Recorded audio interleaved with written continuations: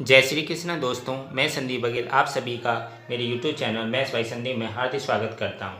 आज हम आपको ज्योमेट्री पर आधारित एक कॉन्सेप्ट बताएंगे। कॉन्सेप्ट को हम सवाल के जरिए समझेंगे। सवाल क्या है, ए बी और सी डी एक ऐसे वृत्त में दो जीवाएं हैं जिसका केंद्र ओ है।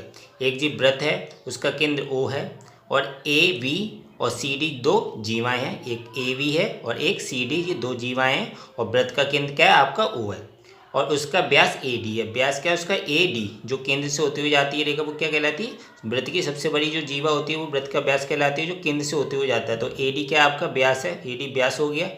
ए बी और सी डी को बढ़ाए जाने पर यह वृत्त के बाहर एक बिंदु पी पर मिलती है। ए बी को थोड़ा आगे बढ़ाएंगे, ऐसी सी डी को, जीवा सी डी को भी आगे बढ़ाया तो ये वृत्त के बाहर बिंदु पी पर क्या करेंगे, आपस में इंटरसेक्ट करेंगे, आपस में मिलेंगी। तो ए बी को आगे बढ़ाने पर, ऐसी सी डी को आगे बढ़ाने पर ये वृत्त के बाहर बिंदु पी पर मिलती हैं।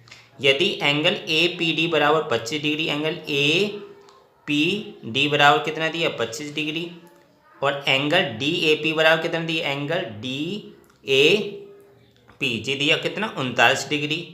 तो एंगल सी बी डी की माप क्या होगी, एंगल सी बी डी की माप क्या होगी, जी वाला एंगल हमें पता करना है। Angle C B D, angle C B D की माप क्या होगी, ये हमें पता करना है। तो इस सवाल को कैसे सॉल्व करेंगे, सबसे पहले हम समझेंगे। हम जानते हैं एक ही जीवा या वृत्तखंड द्वारा परिधि पर बने कोण समान होते हैं। एक ही जीवा या वृत्तखंड द्वारा परिधि पर बने कोण कैसे होते हैं, समान होते हैं। अब जैसे हमने एक जीवा जी वाली ले ली, जीवा बी डी, कौन सी जीवा ली हमने, बी और डी। अब इसी जीवा द्वारा वृत्त की परिधि पर बने कोण, वृत्त की परिधि पर कौन सा बनेगा इस जीवा द्वारा, बी डी से।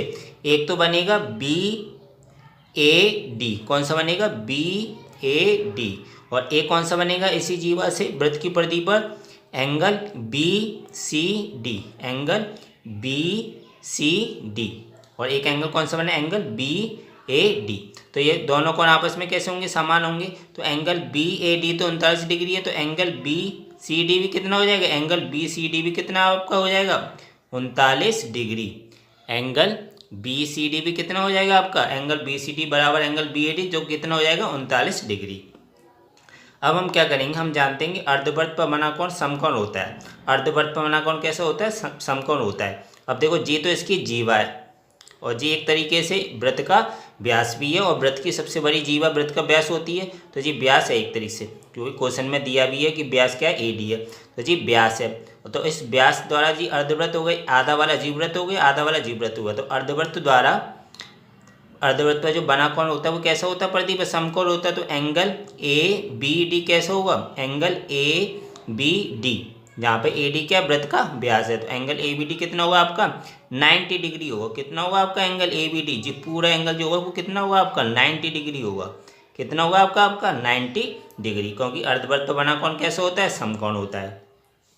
अब हमें जैसे जी वाला एंगल पता है 90 डिग्री हो गया, अब हमें इधर वाला एंगल पता चल जाए तो उसमें से इस वाले एंगल को घटा देंगे तो जी एंगल हमें पता चल जाएगा।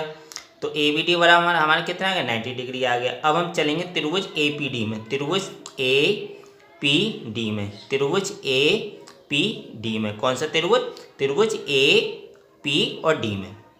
अब इसमें देखो एंगल ए बराबर 39 डिग्री है और एंगल पी बराबर 25 डिग्री है। तो जो भाई कोण है, जी वाला भाई कोण, जैसे इस तरीके से जी एंगल ए, वो त्रिभुज क्या है आपका ए पी डी है, तो जी वाले तीनों जो भाई कोण है ना, जी वाला भाई कोण, तो जी वाला भाई कोण हमें लिखाएंगे तो क्या होगा, जो सुदूर अंत्यकोण होते हैं, दूर स्थित अंत्यकोण होते हैं, उन दोनों का योगफल ही तो भाई कोण के बराबर होता है। तो 39 + 25 क्या हो जाएगा, एंगल ए डी सी के बराबर हो जाएगा। तो भाई कोण एंगल ए डी सी बराबर क्या हो जाएगा, 39 + के 25।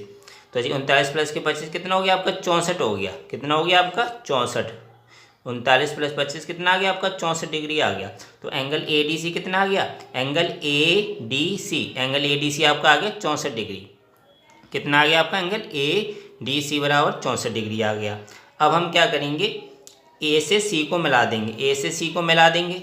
अब क्या है, अब जी वाली जीवा ले ली हमने, कौन सी जीवा, आपने ले ली ए सी, और हम जानते हैं एक ही जीवा द्वारा वृत्तखंड पर बने कोण, परिधि पर बने कोण कैसे होते हैं, समान होते हैं। अब जीवा ए सी में देखो वृत्त की परिधि पे कौन कौन से कोण बनने हैं, देखो एक तो इस जीवा से बनना है ए बी सी, कौन सा एंगल बनना है, ए बी सी, तो एक इस जीवा द्वारा बनना है, और इसी जीवा से वृत्त की परिधि पे कौन बनना है, एंगल ADC, एंगल ADC।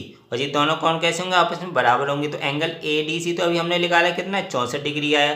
तो एंगल ADC जब 64 डिग्री है तो एंगल AB और CB तो कितना हो जाएगा, जी भी 64 डिग्री हो जाएगा। जी कितना हो जाएगा आपका, 64 डिग्री हो जाएगा, क्योंकि A से C को मिलाए और A की जीवा या वृत्तखंड द्वारा प्रतिबिंब बनेगा। और एंगल ABC बराबर एंगल ADC, एंगल ABC बराबर एंगल ADC। तो जी कैसे हो जाएंगे, आपस में बराबर। तो जी भी 64 तो जी भी 64 हो जाएंगे।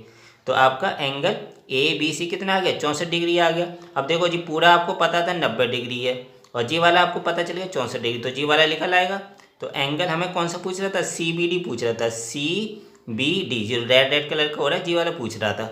तो एंगल CBD बराबर क्या हो जाएगा, एंगल ABD में जो कि 90 डिग्री है उसमें से कौन सा एंगल घटा देंगे, एंगल ABC जो कि 64 डिग्री है। तो 90 में से 64 घटा देंगे, एंगल ABD में से एंगल ABC घटा देंगे। तो 90 में से 64 घटा तो कितना है, 26 डिग्री। तो CB और D जी कितना है आपका, CBD का जो मान आया, CBD जो जी मान आया आपका 26 डिग्री। एंगल CBD बराबर कितना है आपका, 26 डिग्री। जी इसका आंसर है। तो काफ़ी इजी क्वेश्चन था, बस इसमें एक एक कॉन्सेप्ट करके धीरे धीरे उसके एंगल पता करने थे। और जैसे लास्ट में जो वो एंगल जो हमें मेन था जो निकालना था, उसकी हमें वैल्यू जैसी हमें सबकी पता चली तो लास्ट में उसकी वैल्यू हमने निकाल ली।